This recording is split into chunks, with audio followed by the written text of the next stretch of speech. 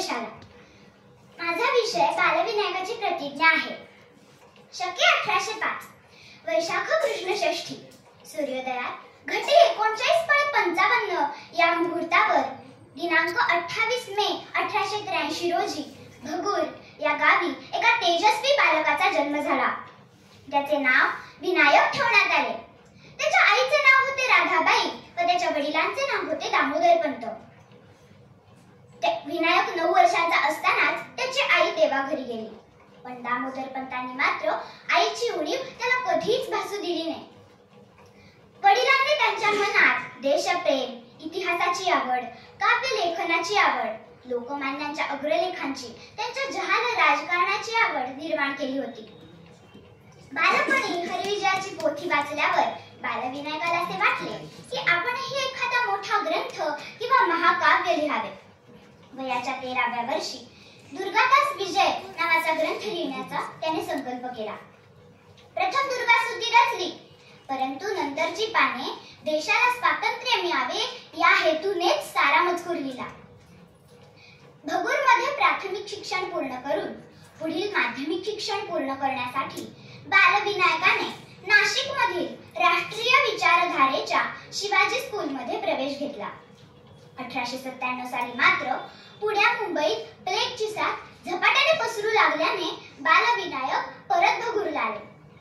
प्लेगच्या साथीत इंग्रजांचे गोरे साजिरे लोक गावात घरे स्वच्छ करण्याच्या हेतूने एकदम घुसत घरातील उपयुक्त सामान रस्त्यावर फेकून देत, घरातील बाया बापड्यांवर अत्याचार करत त्यांचा अमानुष छळ करत असत. या सरकारच्या दंडेलशाहीने सामान्य जनता पूर्ण त्रस्त झाली होती. रोग बरा पण उपचार नको असे लोकांना वाटू लागले. जून 1897 साली चाफेकर बंधूंनी रँड व आयस्ट नावाच्या 2 इंग्रज अधिकाऱ्यांचा गोळ्या झाडून खून केला. चाफेकर बंधू व रानडे यांना फाशीची शिक्षा ठोठावली. बालविनायकाचा जीव खूप तळमळला. त्या तळमळीतून कंदिलाच्या प्रकाशात डोळ्यातून अश्रुधारा वाहू लागल्या आणि त्याच अवस्थेत चाफेकरांवर 12 भागात एक फटका त्यांनी रचला. त्यात ते म्हणतात, देशासाठी प्राण देती धन्य धन्य त्या का न म्हणा. चाफेकरांची प्राणज्योत मालवली. मात्र चाफेकरांची शत्रूंची वृत्ती जागी झाली.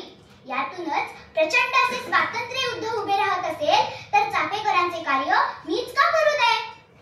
बालविनायकाच्या मनाची ही तगमग अशा एका उत्कटतेला पोहोचली की दृढनिश्चयी बालविनायकाने वयाच्या केवळ 15व्या वर्षी त्याला अत्यंत प्रिय असणाऱ्या घरातील अष्टभुजा देवी समोर समजून उमजून प्रतिज्ञा घेतली. माझ्या देशाचे स्वातंत्र्य परत मिळवण्यासाठी मी सशस्त्र क्रांतीचा केतू भरून मारिता मारिता मरे तो झुंजेल. सशस्त्र युद्धात शत्रूस मारील, चाफेकरांसारखा मरेल किंवा शिवाजी महाराजांसारखा विजय होऊन मातृभूमीच्या मस्तकी स्वराज्याचा राज्याभिषेक करवी. आणि हे साल होते 1898. बालविनायकाने पुढे जीवापाड झुंजून या भीष्म प्रतिज्ञेचा शब्द खरा केला.